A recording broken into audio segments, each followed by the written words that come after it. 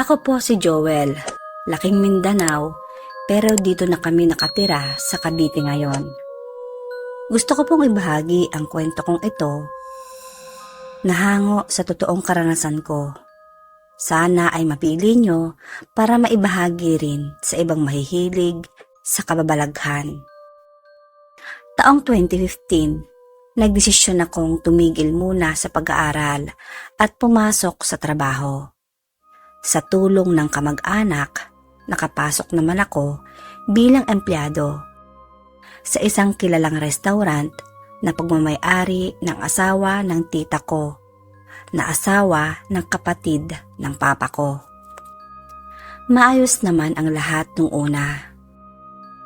Mababait ang mga katrabaho ko. Maayos ang pakikitungo nila at tinuturuan nila ako ng mga gawain. Subalit, isang kwarto pala ang babago ng lahat. Yung kwarto naming tulugan ng mga empleyado ay halos katabi lang ng mismong kainan. Parang dugtong lang. Doon ako nagpapahinga tuwing break. Unang beses kong narinig ay sit-sit.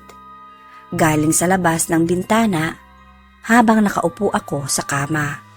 Nakatalikod sa bintana. May puno sa tapat nun, pero hindi ko matandaan kung anong puno yon. Nung una, binaliwala ko. Akala ko bata lang sa labas. Pero ilang araw ang lumipas, paulit-ulit na ang pagsitsit tuwing papasok ako sa kwarto. 2 beses, 3 beses. Parang pare-pareho ang tono, mahina, mahaba at malamig. At habang naririnig ko yon, pakiramdam ko may nakatingin sa akin palagi. Hindi ko agad sinabi kahit kanino. Natakot akong pagtawanan nila. Hanggang isang gabi, 4 kaming natutulog sa loob. 3 sa kama, 1 sa baba. Bigla kaming nagising sa sigaw ng isa naming kasama. Para raw may babaeng nakasakay sa kanya. Pawis na pawis siya at nanginginig. Pinainom namin siya ng tubig at pinagdasal. Kinabukasan, ikinento niya yon sa iba naming mga katrabaho. Binaliwala lang namin. Pero nung unang gabi yon, habang nakatambay kami sa kusina, may isa sa amin na nagkwento ng mga nakakatakot na karanasan. Hindi ako nakikinig noon, pero bigla akong napatigil. May anino akong nakita na dumaan sa harap namin. Kita ko yun dahil sa sinag ng ilaw mula sa labas. Nagtanong ako, "Nakita niyo yun?" Ang sabi nila, "Anong nakita?" "Yung anino. May pumasok ba sa kwarto?" Ang tanong ko sa kanila. Walang umamin, walang tumayo ni isa, kaya tinawanan na lang nila ako. Pero sa loob ko, hindi ko yon guni-guni.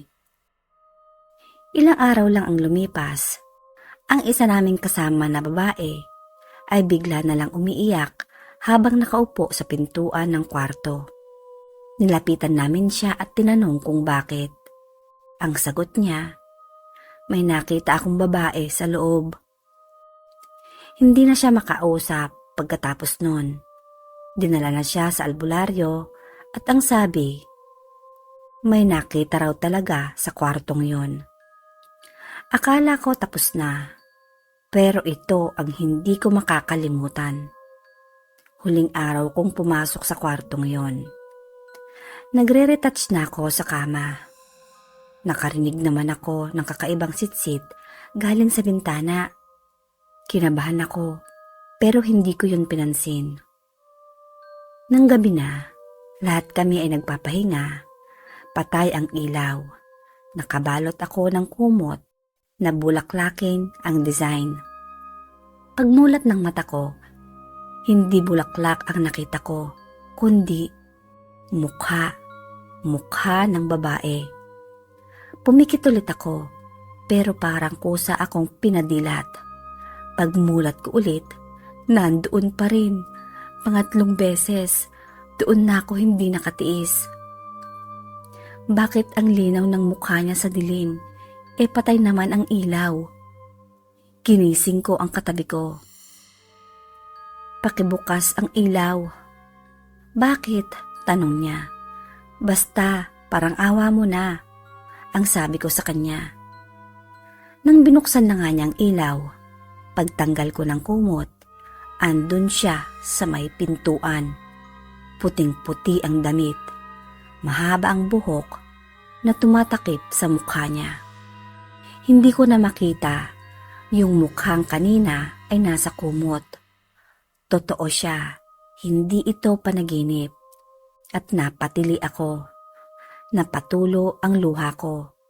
Pero wala akong boses. Hindi ako makasigaw. Pinatabi ako ng isa naming ate sa kama niya. Pagkahiga ko, lumapit siya. At sa sobrang linaw, nakita ko ang puting-puting kamay niya na iniabot sa akin. Sabay sabing, "Pag natulog ka, hihilain ko ang paa mo." Sa sobrang takot ko, yakap-yakap ko ang mga paa ko buong magdamag. Hindi ako makatulog. Hindi ko na siya muling nakita pagkatapos nun. Kinabukasan, ikwinento ko ang lahat. May mga hindi naniniwala, pero maniwala man sila o hindi, alam ko kung ano ang nakita ko.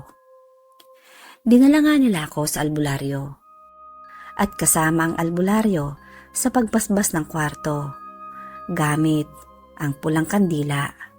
At simula nun, pinasarado na ang third eye ko. Hanggang ngayon, iniisip ko pa rin na bakit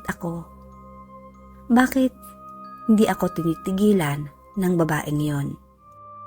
Subalit simula naman nang naisara na ang third eye ko, ay natigil na ang pagpapakita ng mga multo sa akin. Ang kwento kong ito ay nangyari noong second year high school ako, taong 1996. Isa to sa mga dahilan kung bakit hanggang ngayon hindi ako basta-basta pumapasok sa mga lumang kwarto ng paaralan, lalo na pag wala ng tao. Ako nga pala si Riza. Gabi noon ng Biyernes, tapos na ang huling klase. Pagod kaming lahat dahil sa sport fest. Ang PE teacher namin, na si Ma'am Feli, biglang nagpatawag ng isa sa mga kaklase ko. Si Louie. Pinakiusapan niyang ayusin daw ang mga upuan at props sa lumang stock room sa likod ng covered court. Wala naman sa aming tumutol. Normal lang na utusan. Si Louie kasi, palakaibigan, at madalas na siyang pinagkakatiwalaan sa mga gawain. Nakita pa namin siyang bitbit ang susi at may dalang maliit na flashlight. Ang sabi pa niya, saglit lang ito. Subalit, hindi na namin siya ulit nakita. Kinabukasan, Sabado, may janitor na nagre-record ng kagamitan sa paaralan. Naisipan niyang silipin ang stock room. Pagkabukas niya ng pinto, nakita niya ang bag ni Louie, ang PE uniform niya, pati na rin ang sapatos. Nakalagay lang sa isang sulok, pero wala ang mismong bata. Tinawag agad niya ang mga guro, pati na rin ang principal. Nagkaroon ng search operation. Inikot ang buong school grounds. Tinawagan ang pamilya ni Louie. Wala ni isang nakakita sa kanyang lumabas ng gate. At ayon sa gwardya, walang lumabas o pumasok sa stock room pagkatapos ng alas 5. Lumipas ang ilang araw, wala pa rin balita kay Louie. Wala rin kasing bakas kung saan siya maaaring nagpunta. Ang room ay pansamantalang ipinadlock at tinakpan ng plywood. Pero dito na nagsimula ang mga kakaibang pangyayari. Isang hapon, habang may remedial class ang ilang estudyante sa may covered court, may narinig daw silang mahina pero malinaw na boses mula sa likod ng stock room. "Sir, andito lang po ako." Tumingin sila sa paligid pero walang tao. Ilang beses pa raw itong naulit. Minsan iyak, minsan ungol, at minsan pabulong na parang humihingi ng tulong. Lalo na tuwing 5:00 ng hapon. Halos sabay sa oras ng pagkawala ni Louie. Nagsisimula na ang kaluskos mula sa loob. Dahil dito, hindi na muling ginamit ang stockroom. Nagpalit na ng storage area ang paaralan. Subalit minsan, sa mga bagong estudyante na hindi pa alam ang nangyari, nawiwili silang magtago roon tuwing taguan o break time. Lahat sila ay may parehong sinasabi. "May narinig po akong umiiyak sa sulok, tapos ay nawala na nung binuksan ko ang pintuan." Wala na raw dapat susi ang stockroom, pero may isa sa mga teacher ang nakatanggap ng lumang susi na nakalagay sa sobre. Walang pangalan at may nakaukit sa gilid. Hindi ako sumama sa labas. Nandito lang po ako.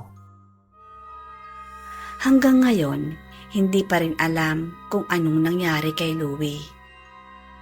At palaisipan sa lahat ang pagkawala niya.